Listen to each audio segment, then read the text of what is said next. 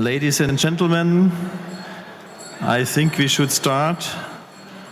I do see some elements of fatigue, within the conference participant, but I would like, to call our next panel, to order. It's a great pleasure that you are still joining us, and we have now in our next step of our conference, we would like to dedicate to the very important issue of how should the regulatory framework look like when it comes to the promotion of renewable energy. We have heard this morning in the statement of various speakers a number of references to the need, of concentrating more on market-oriented approaches. We have heard our Minister Sigmar Gabriel hinting at the fact that when we, German government, tried to promote renewable energy, we decided to take a certain approach, which has proven to be helpful at the beginning, but we are now changing our regulatory framework, and I can assure you that the composition of this panel this afternoon is a guarantee that we can hear a lot of different experiences and a lot of hopefully constructive recommendations of how to continue. We have decided that we start off with two introductory statements. The first one is Dr. Wüster, who represents IRENA with us. And I would like you, Dr. Wüster, to take the floor for about a 10-minute introduction, followed then by Mr. Müller, representing the International Energy Agency. And then, I will introduce the other members of the panel. Dr. Wüster, you have the floor. IRENA has come out recently with a very comprehensive study on some of the possible approaches as far as the regulatory framework is concerned. The one which is called the bidding approach. We hope that you also touch upon that one in your introductory statement. The floor is yours, please. Thank you very much. Good afternoon, ladies and gentlemen. I'm very pleased to be here, and I think we've already had quite some exciting discussions this morning, but I think the topic we are discussing this afternoon here in this session is also extremely important. More than ever before after Paris now, many countries are eager to implement ambitious targets, and in order to do so, they need to have the right tools, and I think we've seen very interesting developments in the last 5-10 years in the renewable energy sector. I'll give you an overview of some of those and some of the lessons learned that we see. A majority of countries now have targets worldwide. 164 countries last year had some form of renewable energy target. That's a 10-fold increase since 2005. And what we expect as a result of Paris and the INDCs that were submitted, that still more countries are joining this club, or this majority of countries that's out there. But in order to be effective, targets need to be translated into policies. It's the interplay between effective policies and cost reductions in renewable energy technologies that has enabled the growth in investments over the last years. The cost decline, however, has also had an impact on some of the costs of support schemes for governments, and we are seeing more and more innovative design of policies to adapt to changing market conditions. IRENA has looked at such adaptation strategies for policies in a report that we published in 2014. Here you see one example of such adaptation related to feed-in tariff and degression schemes that were applied in countries like Germany, the UK and France. We are seeing that Germany was quite successful in tracking the technology costs, and in general, such schemes have helped to create greater predictability for investors in the market. We also see a similar trend when we look at auctioning schemes. Here we show the trend in prices of auctions in India for solar PV, and you see that the cost has come down quite significantly over the last few years, now getting into the range of being competitive with coal-fired power plants. As markets mature, we've seen not only a general growth of policies adopted worldwide, but we see also some trends in the different policy schemes.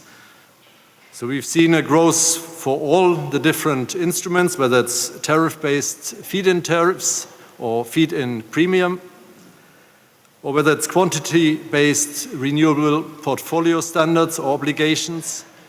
But we have seen the most significant growth in the number of auctions adopted by countries worldwide. And that probably reflects a shift in policy priority from effectiveness to efficiency.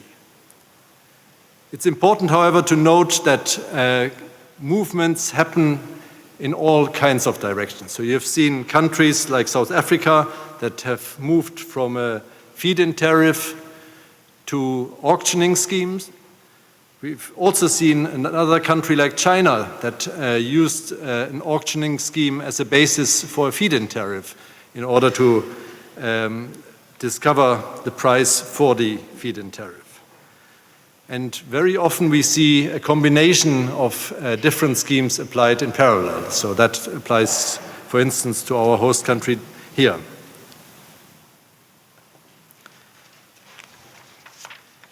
As I said, the number of auctions have increased very rapidly. We have examples of auctions used in over 60 countries worldwide. Irina has looked at the different auctioning schemes, and that's the publication that you referred to. We've looked at a number of case studies and tried to evaluate them in order to prepare a design guide that helps other countries that want to move into the auctioning schemes to learn from the experience of other countries. I won't go into the details. I think the time is not sufficient for that, but just want to give you a bit of a sense of the very many design options that countries can apply when they use auctioning schemes. We look at basically three categories of objectives that countries want to pursue with design options. The first one focused very much on cost competitiveness, on cost efficiency, getting the prices down. The second one then goes beyond that, that's to ensure that you can actually implement the deployment objectives that you tailor the auction to. And that means you don't only look at the single project, but you look at a broad range of objectives, including objectives related to technologies, project size, or locations where you want to have projects in your country. And then thirdly, and that's very important to highlight, is that auctions also allow countries to pursue development objectives and reap the socioeconomic benefits from renewables deployment. So socioeconomic benefits in terms of local industry development or job creation. This has been a very dynamic field, and we've seen only in the recent year a number of auctions that have moved the boundary of what has previously been considered possible, especially in terms of achieving record prices for renewables. There you have had the example of Dubai just over a year ago with a record price for solar PV. More recently, Morocco with a record price for wind. Peru, even more recently, both covering solar and wind. We've seen interesting developments here in Germany where also some smaller players were able to be attracted into the market. And we are seeing new announcements from Brazil, South Africa, and Japan. So a very dynamic field. We've looked at strengths and weaknesses of different schemes, and just to give you a bit of a sense of what we are observing, and to underline that clearly there's a role for all policy instruments. Feed-in tariffs have been most effective in limiting the risk for investors, in facilitating market entry. It's very much fair to say, and it was said this morning, that the German feed-in tariff has been very instrumental to bring the renewable energy market to where we are today. But it also has come with a cost, and that's one of the weaknesses of feed-in tariffs, besides the fact that the complexity of putting in place feed-in tariffs is relatively high. Feed-in premiums address some of these problems. They provide a greater adaptability to changing market conditions. But also that comes at a price, at losing some of the attractiveness of providing predictability. So it does create then greater risk to investors and reduces hence the potential of the market. And also feed-in premiums tend to be rather complex systems to put in place. For auctions, I would like to highlight, besides the cost efficiency, the flexibility that they offer to pursue various policy priorities and to allow to adapt schemes to domestic conditions.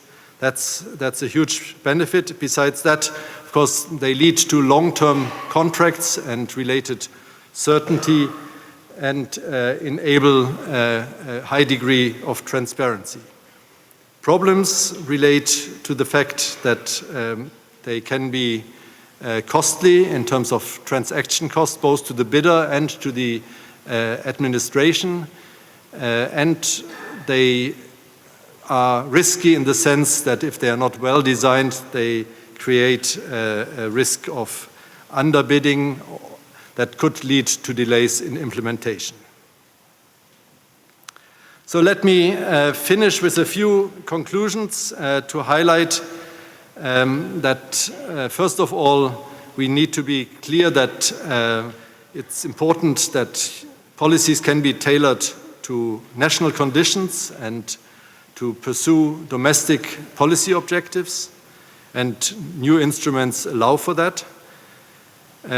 Also to highlight that we have a wealth of experience out there that shows the maturity of the renewable energy market, and it's a wealth of experience for countries to learn from. Perhaps it's also a wealth of experience that allows some standardization in approach, which will simplify the life of investors and reduce due diligence costs. Auctions have played a very important role in bringing prices down. We've seen very sophisticated auctioning schemes being developed. Flexibility in design is provides a big opportunity. But it's also important to understand that pursuing different objectives comes with a price tag. So there are trade-offs in doing so, and that has to be recognized. We are looking now at a more sophisticated policy landscape with a mix of instruments, and different instruments play different roles, and it's important to recognize that as schemes evolve. And finally, I want to underline, and I think with that I can hand over to my colleague from the IEA, the need and importance of transparent, stable policy frameworks. I think it's very important to recognize in the design that the time to design policies well should be invested. So it's better to take the time necessary rather than to rush into quick solutions. That in the long run pays off and brings about better results and becomes more attractive to investors. Thank you. Thank you so much, Dr. Wüster. You have already led over to Simon Müller, who is a senior energy analyst with the International Energy Agency. Mr. Müller, the EIE has recently pleaded, for a support diversity approach. Am I right in assuming that there is equally, to our discussion this morning, no fits-all solution as far as power generation, as energy mix is concerned? Is there also not a fits-all solution, for the support schemes? Well, so the short answer is yes, but I will still take a few minutes to elaborate a little bit on that very abstract version of my presentation. Good afternoon, ladies and gentlemen.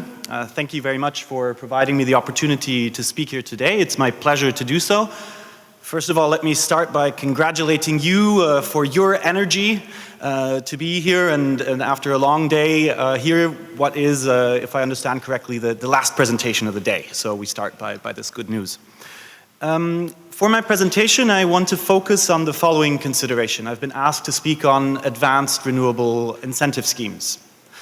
Rather than going into specific instruments and discussing them, which we've already heard, I'd like to take a step back and look at why we might still need support going forward. What is the rationale for providing incentives?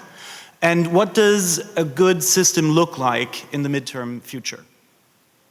Basically, we are all familiar with the story. Renewable energies have grown out of their child phase. They've grown up, and now they should face the competition on the market, and therefore we should probably do away at some point with all these incentive instruments. And I will try to discuss exactly this story a little bit more in detail. Now, to start, let's look at the general energy context. And I think it's fair to say that we might be at the beginning of a really new era in energy. The first big component in this, of course, is the Paris Agreement. An internationally agreed agreement that has already provided a clear political signal that there is a strong drive for decarbonization. And it's quite important to see that renewable energy is frequently cited as a main tool for implementation. At the same time, in 2015, we see the lowest prices ever announced for wind and solar PV. I'll have more details on that later, but clearly, at the time of high cost, wind and solar are increasingly over. However, what we're also seeing is that the price of fossil fuels is collapsing. That's true for oil, but actually even before the oil prices come down, gas and coal prices have seen a clear downward trend. And of course, this also changes the overall game and the need for a good overall framework. Now, let's take stock of some of the empirical evidence on the ground. What you see here are recently announced contracting prices, PPAs, or feed-in tariff levels, or any kind of other long-term contract for renewables. And we see that for land-based wind, as you see here in blue, and solar PV, they're quite low. For those of you sitting in the back of the room, maybe you do need new glasses, but I'm going to read it out anyway to you. So we see Morocco at $35 US per megawatt hour, recently announced. Yeah, I mean, the NL says even lower, exactly. And then, for example, we see in the United Arab Emirates in Dubai, a tender that's very well known for $58 per megawatt hour. Since then, we see results in Peru that are even lower. So clearly, we are entering the age of low-cost wind and solar. Now, what does that mean for incentive schemes? And I would argue it means nothing less than a paradigm shift. If we look at the past, we see that the main policy drive, the main idea was to provide financial support for non-mature technologies, to develop supply chains and to actually, via the deployment of technology, scale them up and induce learning effects. I hope my colleagues on the panel can now also see the slides of the presentation. Thank you very much. Now, how will this change going forward? If we look at the present and midterm future, what is the main rationale? And I would argue what we need is an enabling policy and market environment that provides sufficient certainty, in particular to reduce financing costs. Why? Because wind and solar essentially have, and many renewables essentially have two fuels. They have the natural resource, but they also have the capital that you need for the investment. And we see three main areas in which these frameworks need to deliver. First, absolutely clear, we need to level the playing field. A carbon price or some other constraint on carbon is vital, but also pricing other externalities and the phase out of fossil fuel subsidies. So this as a first and very important pillar. The second one, if we look at the markets component, one clear message is we do need to leverage competition as a force for innovation. I mean, that's what we clearly see. Auctions have been very, very good, or the competitive pressure in auction has been very, very good at driving down costs. At the same time, and that's what you see as the second point, we do need long-term revenue certainty as well. So we need to strike a good balance between the two. And finally, we need accurate short-term signals on electricity markets. So electricity has a different value depending on where you generate it and when you generate it, and we need to pass that signal on to, in particular, wind and solar generators. I'll have one slide more on that later. And thirdly, we need a systems approach. It's clear that in order to integrate all the countries that are seeing very high shares of variable generation, take Denmark, take Germany, take Spain, they all see that we need coupling with, in particular, the heating sector, but ultimately also transport in order to do this cost effectively. So a systems approach in that regard, also a good mix of technologies, and combined, these three elements, I would say, are the right way forward. Okay, I'm now going to make a somewhat specific point. Those of you who deal frequently with renewable energy policy might be very happy about this. For those of you who don't, you might as well check out the wonderful channeliers here, but I won't take too long. Otherwise, just follow along if you're interested. So, as a government organizing an auction, are you actually looking for the cheapest kilowatt hour, or are you looking for the best value for your money? Now, the two might well be different. Let's take two technologies. We call them technology A, technology B. That's, I think, quite safe politically. And then we see technology B is actually cheaper. So one would say, well, on a levelized cost of electricity basis, we should take technology B. However, this does not factor in the value that this technology has for the system. We could say technology A could be solar in a system that has a daytime peak electricity demand, and where we need fuel oil to cover this demand during the day.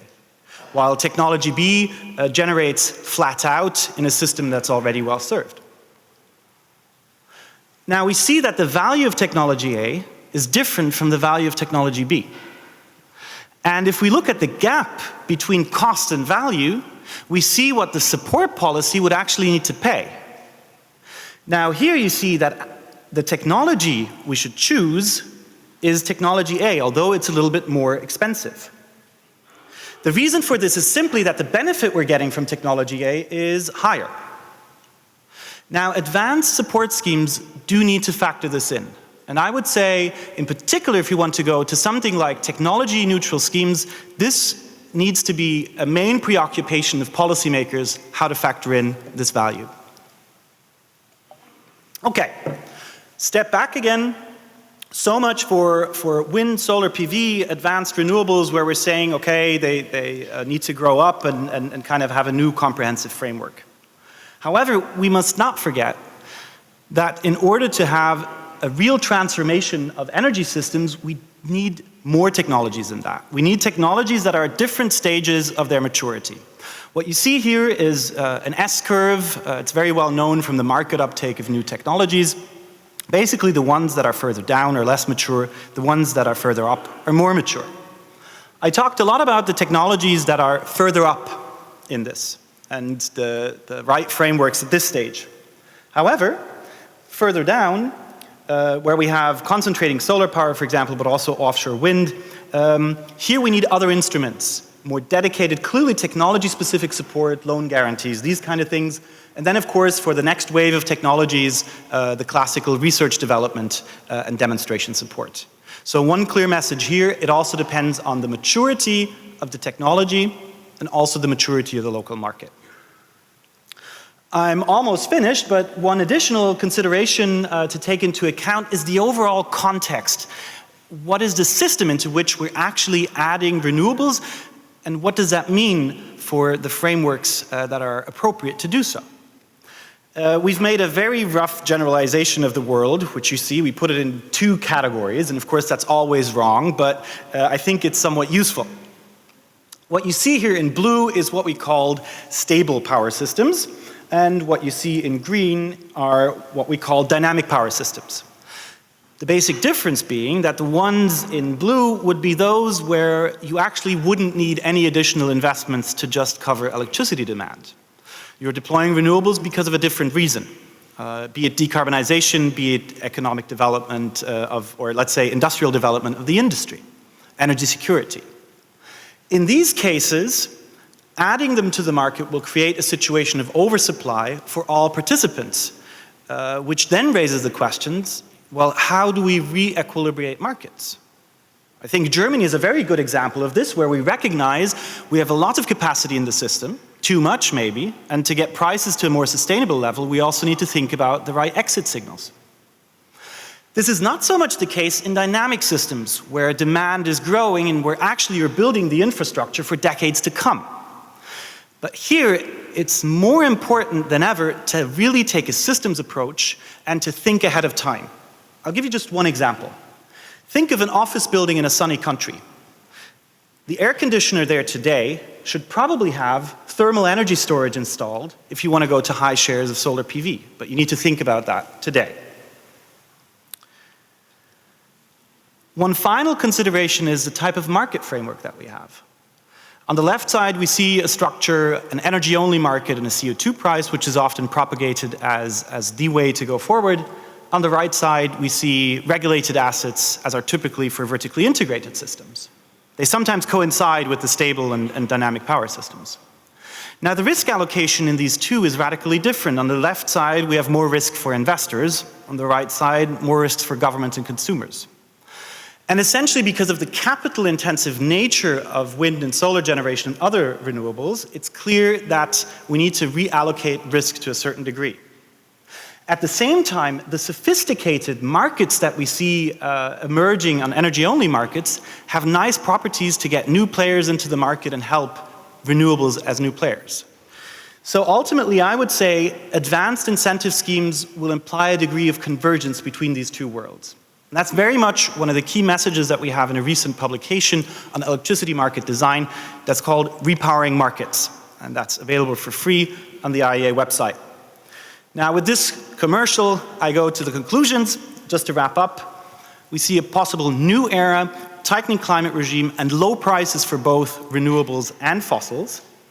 We need a sound policy environment at all stages of maturity that's tailored to market and technology needs.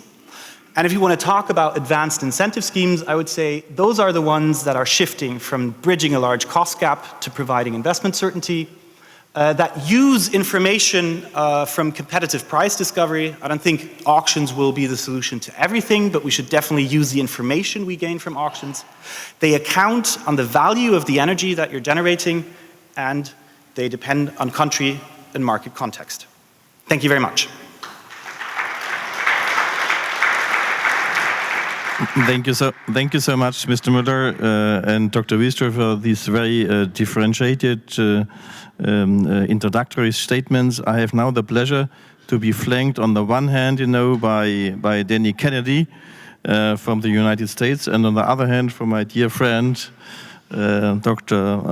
Magdi, who is the Assistant Minister for International Cooperation of Egypt. And we have chosen these two gentlemen, on purpose, because we do expect from you, Dave Kennedy. By the way, he is actually Managing Director of the Californian Clean Energy Fund. He has been an environmental activist for a long time, at one stage also with Greenpeace, as I have learned. We do expect from you to learn a little bit, about the American approach to the support scheme and the regulatory framework. And we are also keen, to learn from you, my dear colleague and friend, how Egypt, representing, a typical emerging renewable market, on this podium, how you are going and dealing with this question. So I would like to ask you first, Danny. Thank you. Thank you very much. And I'll try to keep it brief so that we can get into a conversation with the audience.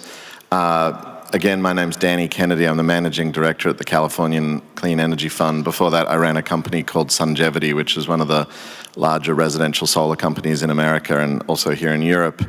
And the sort of three top lines that I'll try to share with you are from the American experience, the elements that make sort of an advanced incentive scheme in that rather stable energy market rather than a dynamic, more emerging one like Egypt, which we'll learn about next. I'll give you sort of three lessons that are top of mind for me with three examples that sort of speak to them. And the lessons I'll just draw out are very consistent with what Dr. Wurster and Simon Muller have just said. So don't be surprised if we all repeat ourselves, and that's why I think we should keep it brief and we can take questions. But the first one, I think, in the Californian experience is a kind of can-do attitude that is to make incentive schemes creative and risk-tolerant. There's something about an entrepreneurial state. For example, this fund that I manage now is actually an independent non-profit. It's not a state agency, although much of the money that it has invested and now grants and invests into businesses up and down the state of California is from settlements by the state or incentive programs by the state for entrepreneurial activity. And that has led to well over $1 billion of leverage through our investments and co-investments with companies that we've put money into. Kind of a creative model that California started in 2004 and has led to many real breakthroughs in energy efficiency financing, renewable energy financing, and now storage innovation as well. The second sort of element of advanced incentive schemes out of the Californian experience is one that you'll hear a lot about, which is make it long-term, stable, not something that's going to scare investors for fear of change. It really has to send a signal of certainty, and certainty is probably the most important premium in any investment incentive scheme design in our experience. And California, just to speak to that, has really been sending this political signal for 35 years or more. Everything from the Renewable Portfolio Standards and Title 24 of the Building Code have created the sense that they want this, and then they've layered incentive payments of various kinds, rebates and loans and grants and other things to achieve the political will of the state over a long haul. And so if you're going to design something for a new emerging energy market that wants to do this work of spreading renewables, you have to think like that, I think. And the final point I'd make on the design elements is make it about people. Don't make it about technology. Make it about building a constituency for the long haul. Because at the end of the day, the political will drain out of it for some reason or other. It will be perceived to be too costly or too controversial. But if there are customers that have been touched by it, and know that renewable energy actually is better, cheaper, cleaner, they've saved money in their house, as the case with the California Solar Initiative, then they'll back it as voters. And then if there are jobs in it, it's kind of unstoppable. The German experience we heard about this morning, 30,000 workers replaced with 300,000. In California, we employ more people in the rooftop solar industry than the utilities in the state of California. In America, there are more solar industry installers than coal miners. There are actually more solar industry workers than people employed by Twitter, Google, Facebook, and Apple combined. We have political will because of that. And if you can design your incentives to really generate jobs, then I think you'll win in the long haul. The three quick stories I want to tell you. One is about PACE, the Property Assessed Clean Energy System, which I don't believe is widely adopted here in Europe or many other markets. But in California, about 8 years ago, we started using property tax assessments to pay for clean energy adoption. Cities would give loans to houses and businesses to go solar and do energy efficiency, and they would reimburse the cities and counties with property assessments, taxes on the properties. That was then stuck in a dispute with the federal government about the mortgage lien on the house, and it sort of didn't develop until the state of California put a $10 million loan loss reserve fund in place. So to Simon's point about finance incentives or incentives to financial innovation, they were trying to support this very creative property tax scheme, and $10 million, not a lot of money, reopened this whole market, and it grew from $100 million in 1 year to $1.5 billion with a $10 million pot of funds, which has never been touched. The California Solar Initiative is another story about getting consumers involved through a rebate program, a very simple incentive design, which paid per watt a certain rebate and stepped down volumetrically as the market grew. This was inaugurated in 2006 by Governor Schwarzenegger, and it was meant to get 1 million homes was his goal. And in California, it's far exceeded not the number of homes yet, but the expected rate of adoption, and it's created this industry that is now this huge employer base.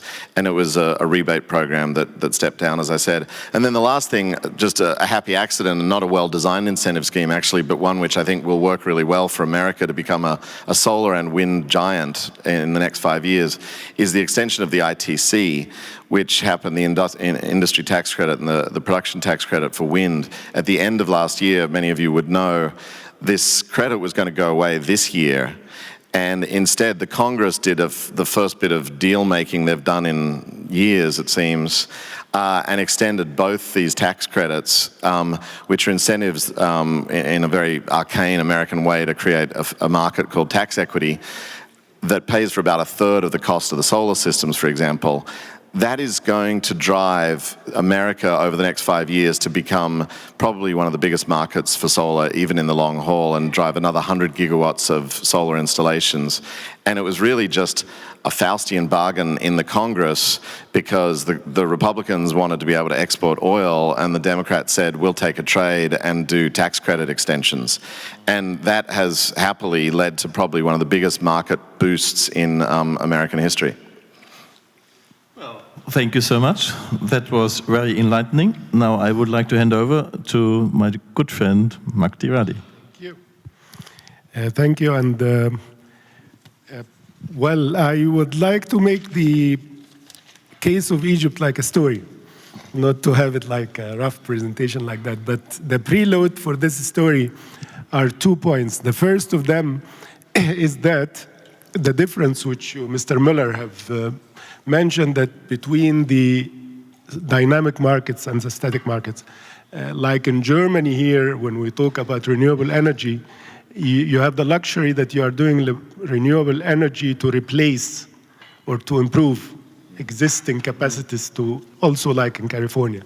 However, in Egypt, it's a different story, which you will hear it now.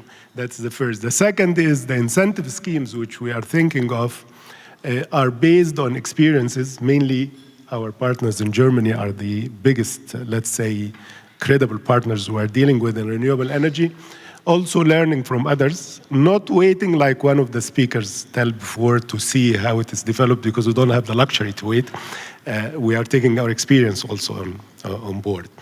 The story starts by telling you the demand in Egypt, which will give you the size of the market, which in itself is the incentive for anybody to come there. Egypt is growing by 2% in population. And 5 years ago, we were growing, industry itself was growing 7%, meaning that you need energy by 10% increase. We had a lag of 4 years. Everybody knows what happened in the region and what happened in Egypt. And these 4 years added more lag. So last year, we started to put a new strategy for energy. And you would be surprised with me to see the demand, which we will be shocked ourselves with it, but we dealt with it very well. The demand, our installed capacity now is about 38 gigas. What is going on from it, of course, would be around 32, something like that. The demand in 7 years, 2022, is the opposite, 83. So we need to add from now till, if we would like to build Egypt according to the 2030 agenda, which we have just, we actually, our president, his instructions were like, well, don't get any deterrence. Just build, think, put the reality there, and let's see how to do it. So when we put it, we were surprised ourselves because it came to 83. You just put the 38 and 83. So you need to add this capacity. To do that, of course, you started to visit every single item in the chain. Legislative, all what we talked about today on our agenda. I'll touch upon very fast, otherwise my story will take the rest of the day. Legislative, for example, we changed the law. Our old law wouldn't have fit because it didn't have, for example, provisions to have private sector in production and in transmission. Now, all the field is free for the legislative. The second, for example, is the share of renewable. We have to design this. We put it roughly at 20%, like everybody's doing, like also imitating the EU. However, that's also a question which I would like to raise because I would like to reverse the incentives. Like, we don't have only to give incentives to countries like emerging countries to grow, to adopt, but we need to give incentives to the country to adopt more. I raised this in Paris, actually, because this 38, this 83 gigas, or the 50 which we have to add, how much of them would be renewable depends on not only our plans and our capacity, but how the international community will come to us within the context of Paris to help.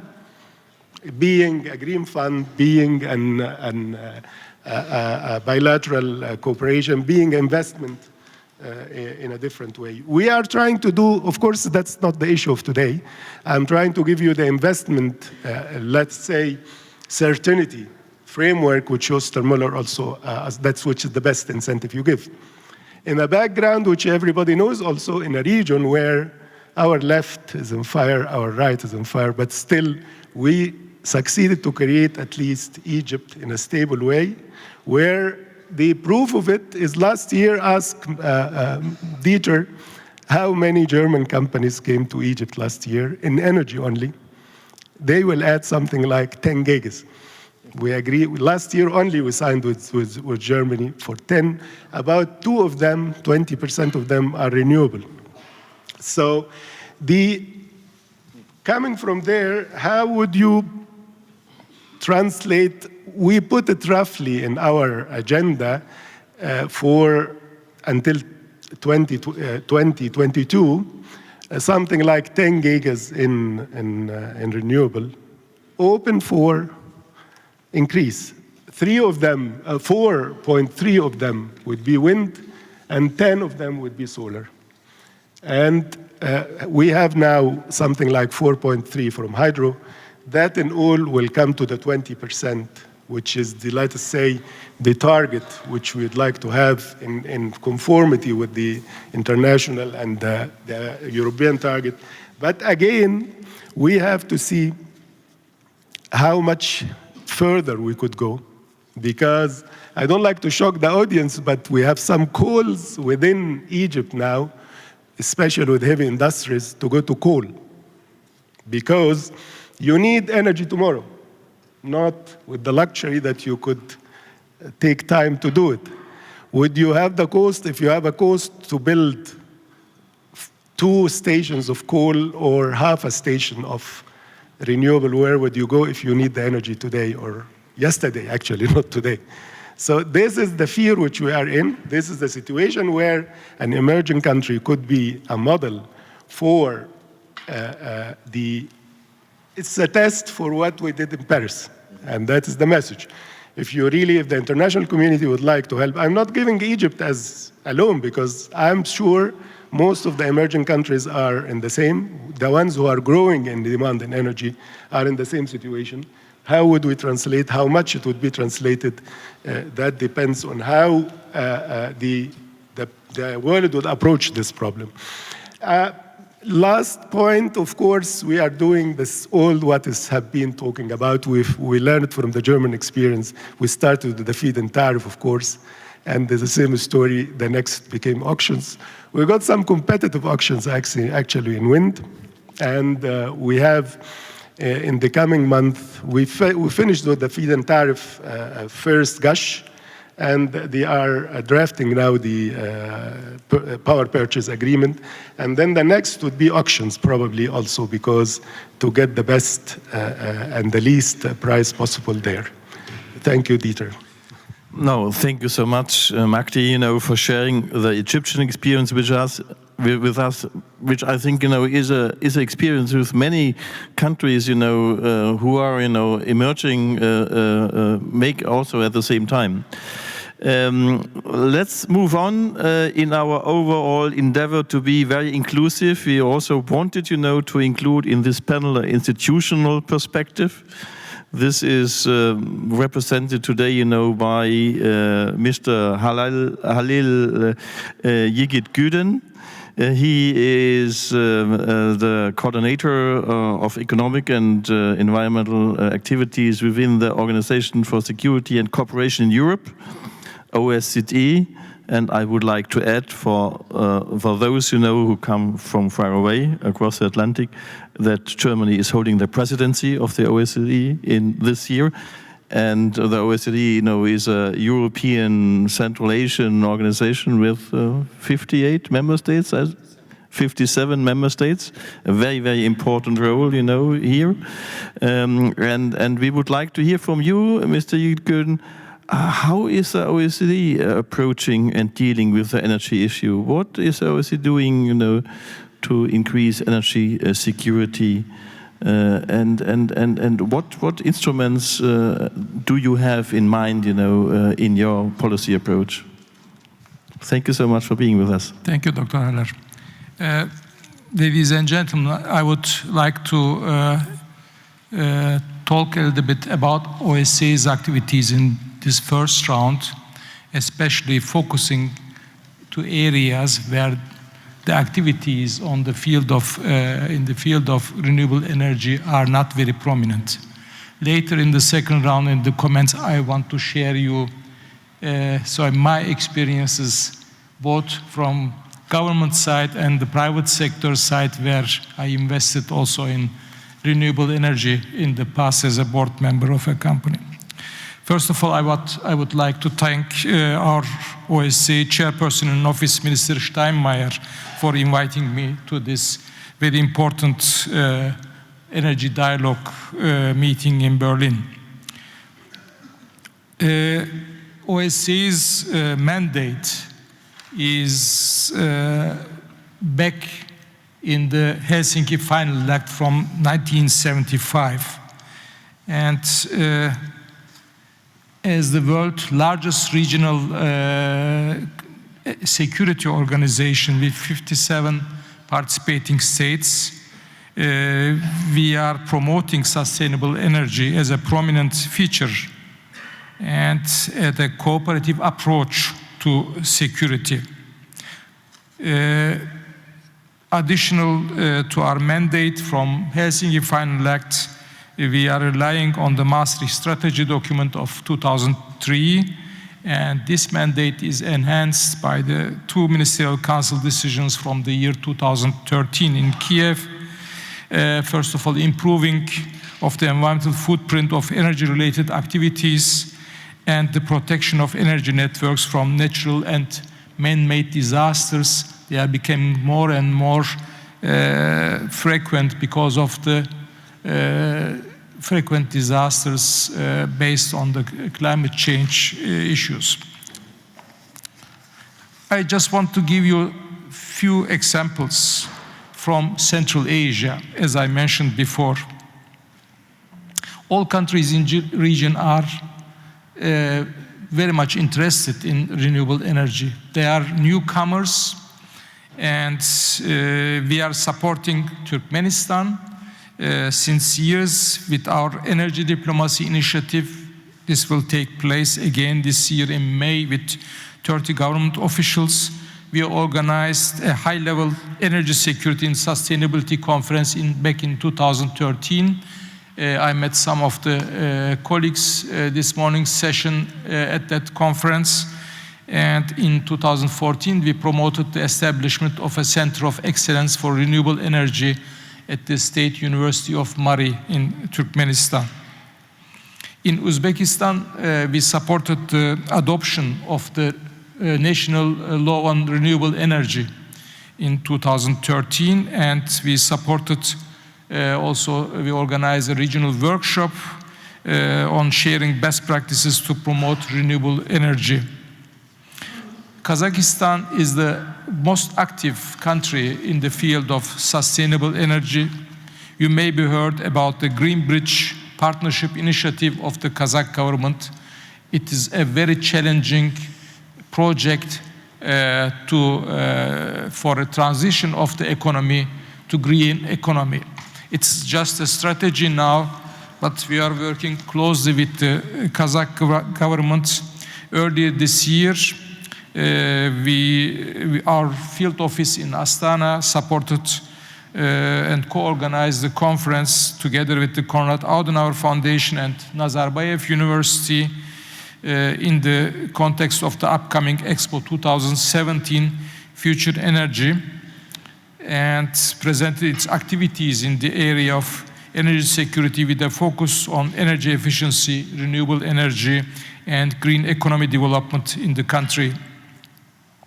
And the OSCE Program Office is invited also by the Kazakh Energy Ministry to discuss the performance report of the university and of the ministry, and discuss also the priority tasks for the ministry for the coming years.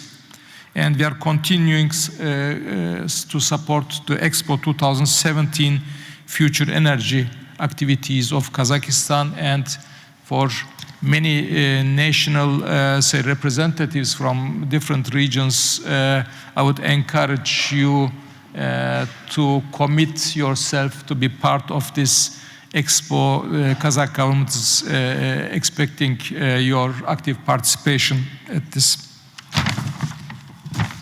Outside of OSCE area, we are also cooperating with our partner countries. We have a dialogue with our Mediterranean partners for cooperation and in the field of sustainable energy. We are currently planning a study tour for our Mediterranean partners for cooperation to leading renewable energy sites and companies in Austria and Germany. Now I would finalize my statement saying we'll continue our activities in this field. Naturally, in these countries, a lot of developments are premature. They need the experiences from other countries, and we know that there is no model one fits for all. And so if we meet these countries, if we speak with their experts, we should always show them the gray areas, the pluses and minuses of different models, so they can custom tailor their own system. Thank you very much. Thank you so much. Thank you so much. Now, I propose that we wind up the first round here in the panel with a heavy focus on wind energy. And I have to apologize a little bit, but it took now 5 men to get to you, the only woman on the panel. We are pleased to have Dr. Ruth Brandschok with us. Dr. Ruth Brandschok, you know, she is Senior Vice President of Enercon, and Enercon is the largest German wind energy producer. To conclude the first round, we have also with us Steve Sawyer. He is the Secretary General of the Global Wind Energy Council. So, Madam Brandschok, we are very interested to hear, you know, the view and the perspective of the private sector on the support schemes. Is there a support scheme, you know, you have a preference for? Yeah, thank you very much for your kind introduction. Indeed, we have preferences generally for stable support schemes. This has been said a couple of times, and of course it is also valid from a perspective of a turbine manufacturer. We have become a big company with a feed-in tariff. This was a tariff that brought us up, which brought up a stable framework, and the German feed-in tariff, for example, with its digression, included the technical progress in the system. So we were very fond of that. We can also live with auctions if they are well made. There are various systems, and I couldn't even say this is the perfect auction scheme, just as there is not a perfect feed-in tariff if it's too low, if the time it is for is too short, it doesn't help, or if it's changed, or if there are always discussions about changes. This is also really negative, and this is of course the same for auctions. We have experiences with a couple of different auction designs, and also there, if the framework is clear and viable and also long-lasting, so long-lasting means for a couple of years, this is really important for us. For example, in Canada, we have a negative example. There we have an auctioning system, and actually we are always waiting for the next period. So it can happen, or at the moment it happened, that we are closing down the factories because no projects left, because we are simply waiting for the next auctioning scheme and also for the next volume, and it's never clear how big the next volume will be. This is also something that really doesn't help. We are preferring technology-specific auctions because this means that it's always clear for every technology how big the market volume will be approximately.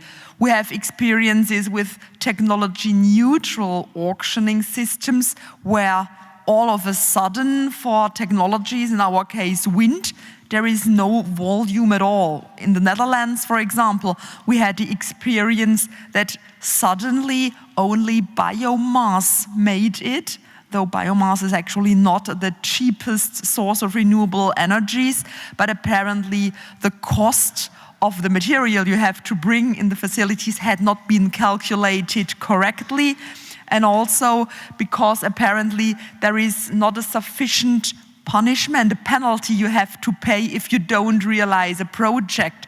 This means there was quite a good volume, but those who won the auction didn't realize the projects for quite a while, but nobody cared because this was not part of the system to check after a couple of years, has the technology in the end or the facility been realized for the price that has been decided or not.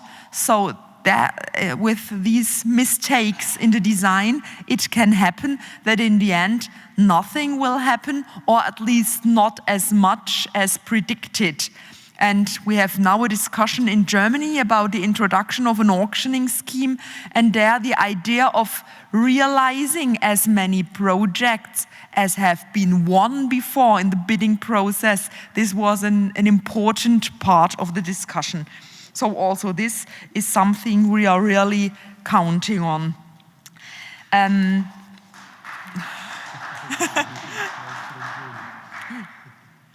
Thank you very much. We are not so fond of certain designs of support systems, for example, certificates, green certificates with a very uncalculable price are really a difficult thing for us. For such certificate market designs, seems that a branch is consisting of two small companies. And for example, in Sweden, we have a system, is a combination of a market price. So you sell your wind electricity in the market and you also get green certificates, but they also have a volatile price. And now the certificate plus electricity market in Sweden brings up a tariff of around 4-point-some euro cents. This is definitely too low. And even if there is predictions that the price will go up for this and that reason, this doesn't help. This isn't a bankable system. And we've even won auctions in Sweden, but the auctions didn't bring a couple of megawatts or a specific number of turbines, but the auction only made the volume. But the tariff itself is calculated the way I just described by the green certificates. So it doesn't help. The market in Sweden is not progressing as quickly as has been predicted and as would be necessary to reach the targets.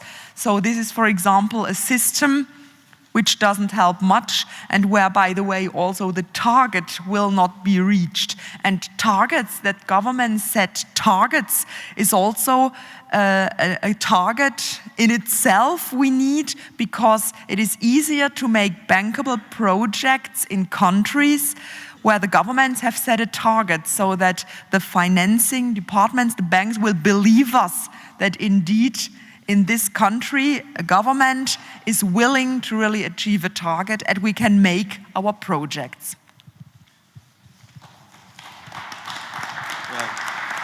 Thank you so much, my dear Mrs. Branchok, for this very another enlightening perspective in our overall endeavor to be inclusive. And I would like, to wind up, the first round with Steve Sawyer, because you, Mr. Sawyer, you have a global perspective, on the different markets. We have had, the European experience, Egyptian experience, emerging markets, the US experience. We have heard a little bit of Central Asia. We haven't talked about China in this context, but in your view, I mean, is there a tendency towards the auctioning approach worldwide, or how would you see it? I think there's a tendency in conferences like this to talk as if the whole world is moving that way. But I think the actual number of places where it actually has been successfully implemented is quite small. And the majority of the market for wind and solar in the world now is still very, very much in the feed-in tariff area. China is half of the world wind market. It's all feed-in tariff and is likely to remain so for the indefinite future. The United States is sort of halfway in between, because you have, tendering by utilities, but with a premium based on either the investment tax credit or the production tax credit, which is what wind uses more than solar. For auctions, there was a whole round of auction schemes in the 90s and the early part of 2000. We don't hear about them because they were dismal, abject failures for the most part. The notion that the Chinese system was good at discovering prices is just not correct. All those auctions failed. The projects were not built, except the ones that were built at different prices, because the companies, which were part of the former state-owned electricity monopoly, went back and negotiated new prices with their friends and former colleagues at State Grid and built them at higher prices. So in my view, the first really successful auction system, and the only one with any sort of a track record at the moment, is the Brazilian one. It's been running for 6-7 years. And South Africa has been running now for about 4 years, 3 years. It's stalled at the moment. but we'll see how that goes. And those are very different than most of the other schemes that are running around the places. The Morocco, it's great. Egypt, it's great, but it's very, very early days. And we'll have to see how that goes. And I would just like to submit for this audience here in Germany that the feed-in tariff system in Germany was the most successful policy instrument ever in the history of energy development, I would argue, and made one mistake, which was not responding rapidly enough to the drop in PV prices. And so you have this giant slug of 40 cents a kilowatt hour PV, which will work its way through the system for the next 15 years. And that's the expensive bit. Other than that, everything else would be very competitive. So keep that in mind before you throw the baby out with the bathwater. When we talk about incentives, I think we talk a lot about incentives for renewables, but why do they need incentives? They need incentives because the fossil fuel industry has, on a conservative estimate, of about $600 billion worth of production and consumption incentives per year, or $6 trillion a year if you use the IMF's numbers, which includes the externalities. And the nuclear industry has, in fact, a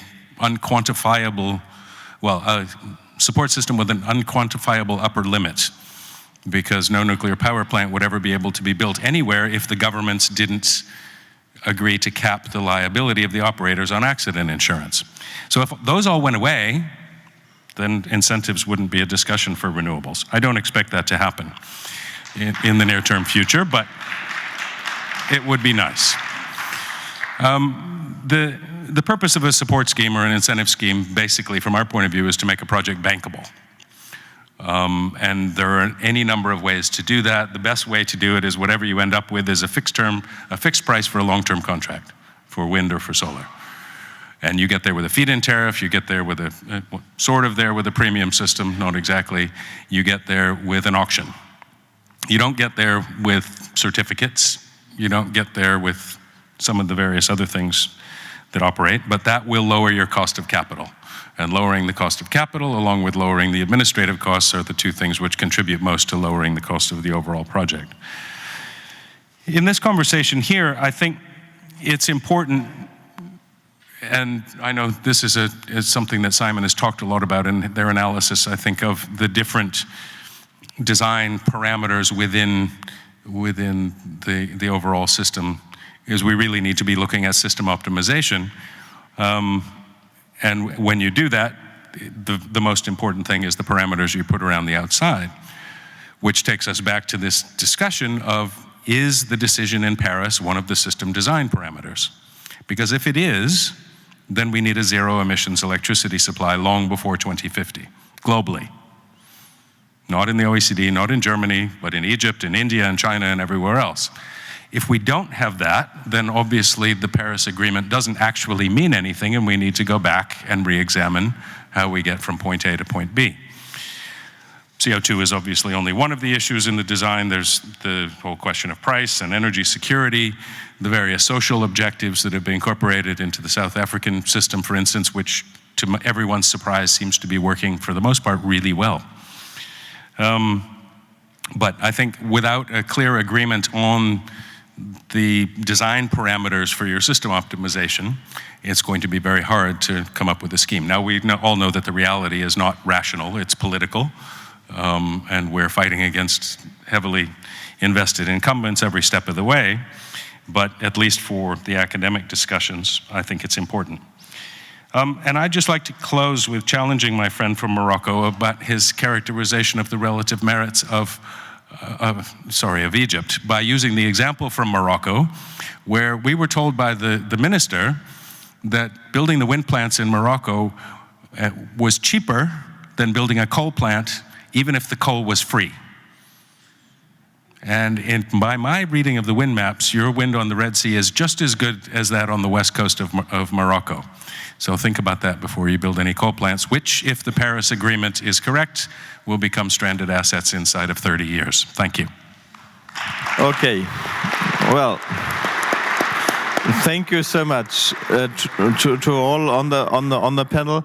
Well, I said before, we, the organizer, want to be inclusive, but we also want to be participative, and this is why I would like to open up now the debate to everybody here in the audience before I give all participants a possibility for a second round of very short comments.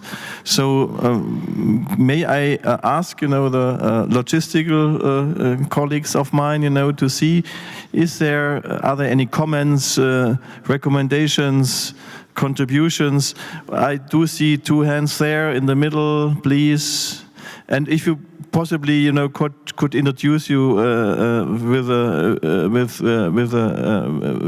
one sentence where you come from and what you are representing. Hello, Benedict O'Donnell from Heox Communications. I was just struck, both Mr. Müller and Mr. Sawyer stressed the importance of providing secure investment environments. Now, from the point of view of a skeptical taxpayer, I would kind of see that like a subsidy. Is it any different to a subsidy? The way I see it, instead of paying for part of the installation, you're just paying for the opportunity and the risk cost of the investment. And if you are doing that, then you're distorting the market as well and limiting its capacity for creative destruction. Thank you. I think we should answer immediately. Maybe 2 points on this. Of course, providing certainty to an investment is based on making all kinds of assumptions about the future, whether that's a sound investment. And then if the future plays out differently, someone will need to pay for this gap. So yes, there is a certain risk that the future comes out differently. Now, if we look at the science we know about climate change, if we look at the technological options that we have available for decarbonization, what we do realize, and you can look at all the IEA scenarios, IRENA work that is consistent with actually reaching the Paris Agreement, in all these, you see a very high share of renewable energy. And actually, if you look at the numbers for CCS, for nuclear, we're not in a situation where these are getting better and better. So I think making that bet on these technologies might well serve the long-term interest of you as a taxpayer or you as someone who might have children or whatever. So that's this point. The other thing is, risk is not a fixed quantity, right? If you allocate the risk where it belongs to the entity that can deal best with it, its impact will be smaller. And if the main risk we're looking at is the consistency about how we go about decarbonization, the consistency of a policy framework, well, let's put that risk where it comes from, which is on the policy making, and therefore mitigate it. So I would say it's not a zero-sum game, but actually by governments making these steps, they can reduce the overall amount of risk. Just a brief addition to that, I think those 2 points were important, but we are also talking about highest risk in new markets. And sometimes there you have a risk perception by investors that's much higher than real risk. And there guarantees from public funds will help to bridge that situation and bring renewables into a market that afterwards the guarantees don't even become effective. So you don't even need that type of subsidy part. Thank you so much. There was a second hand there from the gentleman. I'm Murman Margolashvili. I'm coming from Georgia. I want to thank the panelists for a very, very interesting discussion.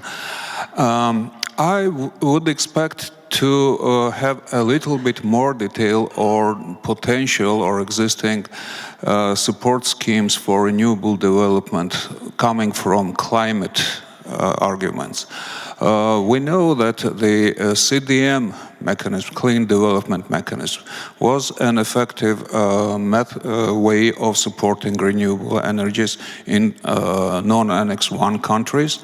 And I want to bring to your attention the comments made today from the representatives of Morocco, Egypt, Sri Lanka, Portugal, And Central Asia was mentioned here, where there is a huge potential of renewable energy, especially if we mention like Kyrgyzstan, Tajikistan, and also Georgia, where a huge hydro potential cannot be utilized inside of the countries, and it calls for international projects that should be implemented with support. And this huge potential of renewable energy can be multiplied by easy incorporation of solar and wind, and therefore it becomes even more. So the question is whether there are anticipated schemes of climatic support in such situations where there is a big, it's tenths of terawatt hours sitting in Central Asia, for instance. And this can have an effect of millions of tons of emissions annually. So whether there are any anticipations of support schemes that would unlock that potential. Thank you. I have to apologize. I overlooked Steve Sawyer. He wanted, to make an additional comment, on the first question. So maybe you add on this. And is there anyone, I just wanted to say about on the risk question that all power infrastructure of a conventional variety has always been built with very, very, very low risk conditions, usually by issuance of government or municipal bonds to finance them. So what we're looking for is something that will give us not perhaps government bond level finance, but something at least that's stable and not relying strictly on commercial project finance, which particularly after the implementation of the Basel rules is basically not available at affordable price for any long-term infrastructure projects coming from the private sector, as opposed to the historical development, which had been all public sector. Well, I made the argument in terms of climate. We need a decarbonized power sector globally by 2050, at the very least as a minimum condition if we're going to have any chance of reaching the 2-degree target agreed in Paris. And that means everywhere all over the world, in Central Asia, in Central Africa, in South America, in the United States and Canada, in Russia and in Japan. So these all need to happen in all of these places if the governments, the 192 governments that got together and agreed this in Paris, if they meant it, then yes, it needs to happen. And Central Asia is one area, Mongolia is another area which could supply electricity for most of Asia with just the wind and solar resources. But somebody's got to make the decision to develop it and to pay for it. Do you want to add anything, Mr. Yigit-Guten, to the question on hydro and Central Asia? Yes, indeed.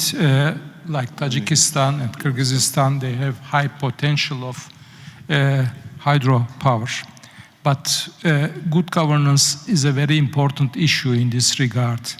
It's not that just you invite the private sector, but they should believe that this policy will continue over the, say, 10, 15, 20 years at least. This is very important. High feed-in tariff, this is not so important. Important is that your tariff allows them to have a kind of insurance policy that they can show to the banks, and with this they can realize their projects. So I have in my notes from my experience 5 topics. First of all, energy prices. The energy prices are in the whole region very low, and the energy prices are the best drivers for inviting private sector investment. And I was in the board of a company where we invested without any government guarantees and sold for 3 consecutive years to the market our electricity. And institutional support is very important, that there is a governmental agency that helps the investors to show the way, because there are a lot of licenses are needed for the forest area, for the natural, say, conservation area, for some other issues, for the high voltage lines, and this needs support. Legal framework, as I mentioned at the beginning, is very important, not just a law, but all the secondary legislation and easy, understandable, and easy to applicable.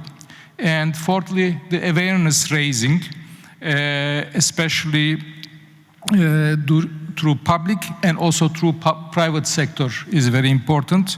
And last but not least, you need always allies to work with you together. Renewable energy, there is a strong industry, but especially at the energy efficiency field, you need allies to support you, industrial associations, academia, media that helps you to increase awareness. Well, thank you so much, Mr. Igugin. I would now propose that we wind up, at the reverse order. I would like to invite the panelists, to limit themselves for 4 sentences, 1 minute, key message to the audience. Steve Sawyer, you were the last in the first round, now you are the first.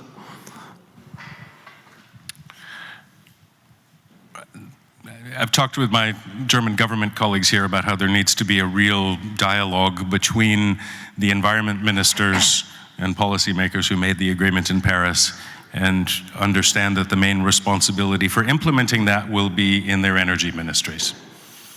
And until and unless that translation takes place, we're not going to see the sort of advanced incentive schemes that we need in order to get where we need to be, implementing the kinds of programs and evaluative schemes that Simon and his team have worked so hard to elaborate in the IEA. So that needs to happen. Maybe we can make it the theme of next year's conference. Thank you so much. Dr. Rothbrand-Schock. Yeah, thank you very much. From an industry point of view, so if we think of creating jobs and having the renewable industry, there is no king support scheme, but we need to consider various aspects of the support scheme, and then if it's bankable, if it's made to reach a target that governments believe in, a support scheme that is valid for every specific country can make it and bring in renewables. Do you want to add something, Dr. Igidü? Yes, thank you very much. You mentioned the Ministry of Energy, and I mentioned very important is the Ministry of Finance, because fossil fuel subsidies are killing whole development. And during the past years, there was a remarkable success by cutting fossil fuel subsidies and lifting it, like in Jordan, Morocco, Tunisia, and I hope with the low prices, this will be not revised. And we should encourage Ministry of Finance for taxation of the fuels, of the energy. Once they start taxation, they get addicted. I know from my national experience, they will never give up.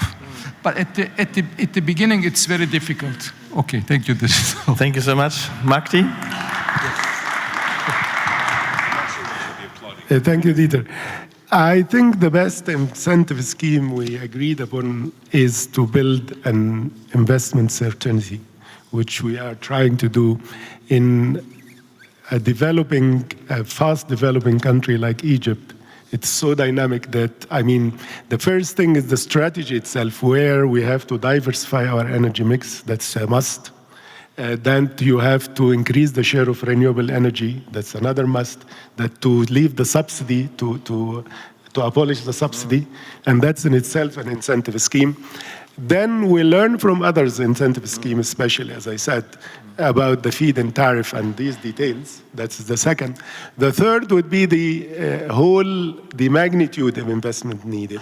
And that's where I have to finish by just not really responding to what Mr. Sawyer said, Mr. Steve said, because you are right. But the problem is, if you get the investment needed, we had a competitive bidding actually in wind.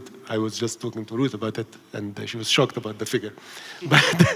But yes, it's one of the lowest. But still, my message was the problem, in the renewable is the caps, how much you invest a priori in comparison to the fossil fuel. So if investment is coming enough to do that, it's okay. If not, we have to do it ourselves. And in this case, the dilemma comes, because would you invest with the high caps now or with the low caps because of the magnitude you need today. Thank you, Magdi. Danny. I guess my parting thoughts would just be that, as we learned today, there is a lot of good stuff happening. We have a lot to learn from one another as a community of nations, and it seems like we're making progress spreading clean energy, but we have to do it faster and need to accelerate the rate. I would recommend we look at ways to not just engage our finance ministers and energy ministers, but our young people and our entrepreneurs to get into this game. We need new ideas, so incentives that create new business models, new finance products, new software to integrate all of this renewable generation that we're building and selling now, having benefited from the history of support and incentives to date. There's a new ramp that we have to go up, which is much steeper and sooner than we've actually done to date. And so getting ready for that ride, I think, is the next big push.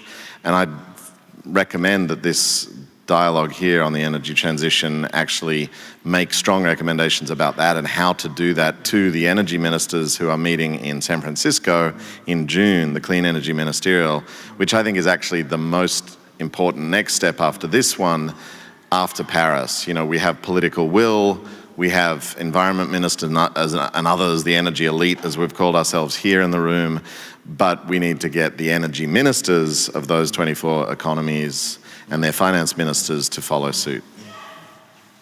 Mr. Miller?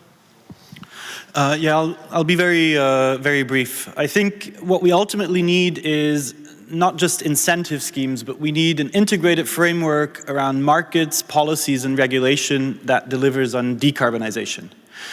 For that, we need 5 things in essence. One is pricing of externalities or constraining externalities, air pollution, CO2.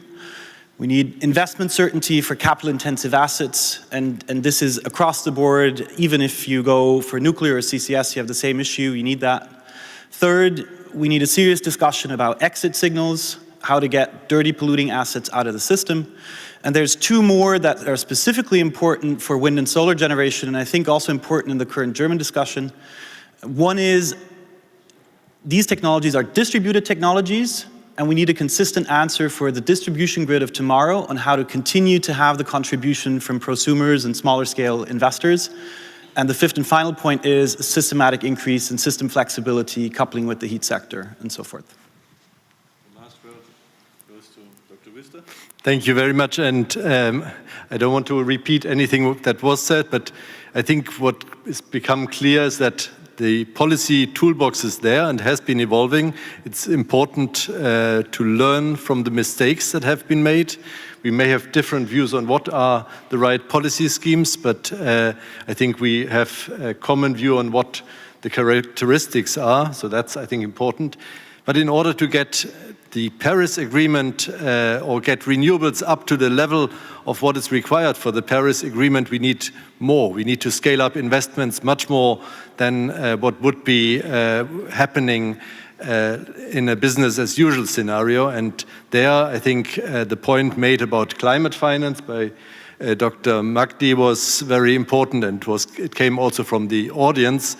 Effective use of money in the Green Climate Fund, for instance, is an extremely important part of the agenda. And effectiveness, in our view, means for renewables that it helps and enables private investments, because that's the only way you can actually scale up to the levels required. Well, thank you so much, Dr. Wüster. Thank you so much to all panelists on the floor. Thank you so much for your patience, for your indulgence, for your perseverance. I do see in the audience the Minister of Energy for Madagascar still with us. We are very, very grateful for your participation. And we are now, before we free you for the night in Cosmopolitan Berlin, there will be a last session, where we compare notes between the other breaking out sessions, and then within 20 minutes, I think, you will be freed. Thank you so much for being with us, and we all hope, that you will also be very loyal to us tomorrow when we continue our very, very enlightening dialogue and exchange refreshed tomorrow morning. Thank you so much.